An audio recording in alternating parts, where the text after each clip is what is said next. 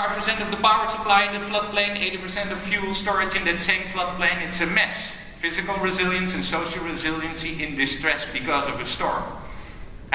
Taking the power out of Manhattan in a region that is fragmented when it comes to governance, that there's no implementation agency or it's hijacked by politicians, and where the federal government poured in $60 billion to save that region and therefore save the US, and did that by a Hurricane Sandy rebuilding task force under the leadership of Sean Donovan. Now these are big numbers. So 60 billion, hundreds of thousands of houses lost, fragmentation in government, interdependencies all over, and then Rahm Emanuel once said, never waste a good crisis. Or a crisis is a bad or a good thing to waste. And here comes my first remark. It's about the mind and the heart. Because if you really think that a crisis is a bad or a good thing to waste, you forget about the people. You forget about this man that lost his daughter. If you would tell him that a crisis is a good thing you could not waste, he doesn't want to change. He wants to go back. He wants his house, his family, his daughter back. You don't want to exploit crises in the wake of climate change with people. No, you have to work together, build understanding, and connect. Because there's a disconnect, not so much across professionals, government, business, or science, but between professionals and people sometimes. And creating that connection through collaboration in an inclusive process will make it more possible. Luckily, Donovan was named chair of the task force. He's a born and raised New Yorker. Married a Jersey girl, architect. She's a landscape architect. He knows everything about the region. Politician, former commissioner on the Bloomberg, then HUD secretary. Now he's director at OMB. But Donovan is also a politician who wants to know what he's responsible of. So when he was chairing the task force, he said, I know everything about the region. I know everything about the built environment. I know everything about DC and politics and politicians. But I know nothing about water. Sandy, for one, was a water event. Spacey. Ja. He went to the Netherlands. Het gevoel dat ik erbij krijg is een beetje onder water. Dat je onder een laag zit. Ja, best wel mooi, vind ik. Met de waves above us. En it's magnificent. Ik weet natuurlijk dat we beneden zeeniveau zitten, maar ja, zoals je het zegt, zou het niet zo fijn zijn als... This is Daan Roosgaarde, artist in the Netherlands who flooded the Netherlands, luckily only with light. But it made us remember how vulnerable we are, how powerful water is, and how could you envision that? Donovan visited that country. This is a map of the Netherlands in the 1500s, and as Paul already addressed, if you would do a business case here, benefit-cost analysis, we all would have lived in Germany way then. But we didn't. We decided to work together on this great place on Earth, building new land out of water. Almost half of it is newly created land by man. And that was not an engineering or a design thing, it was a collective approach. A collective approach that started in the 1100s. Before we were a kingdom, before we were a country, we started to collaborate. Responding after floods in the 1400s, making new lands, creating over 3,500 boulders, 22,000 kilometers of dams, dikes, using our river system for our economics, for our building of cities, and transforming our institutional world in such a way that water is part of the Constitution as much as until today that they have a special water envoy, being me. Responding to the 16th flood, the 53 flood with big infrastructure, but also a collaborative program and progress, where it was not so much about only building infrastructure, but marrying that investment in infrastructure with environmental, ecological, as well as social issues. So infrastructure doesn't build you concrete. Infrastructure actually can make a better community, a better environment, if you only are willing and able to do it right. So we started with building with nature, making more room for the water instead of less, opening up dams and dikes, and that's a problem because people have to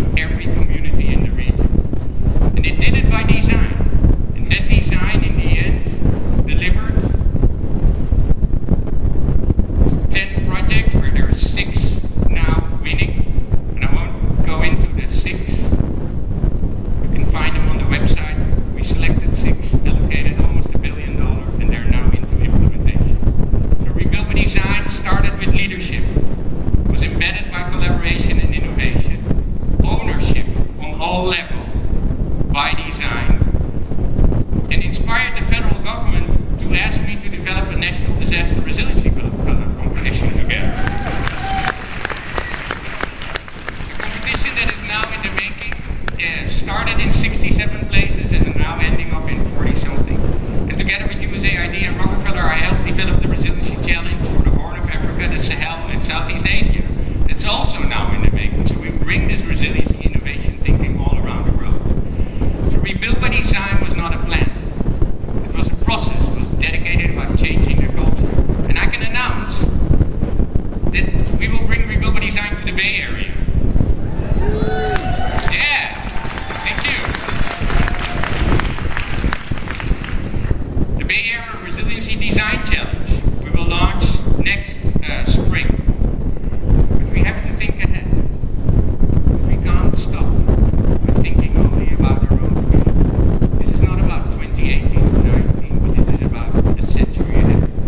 By using this approach that is transformative to change the hearts and minds of these people, help these people,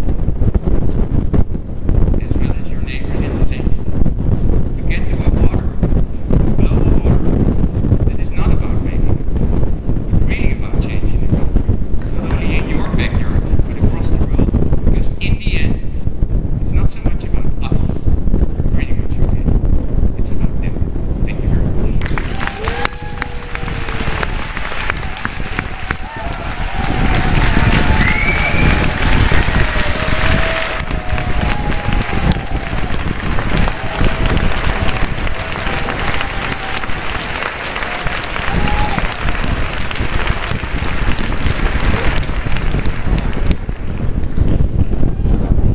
Ladies and gentlemen, the president and founder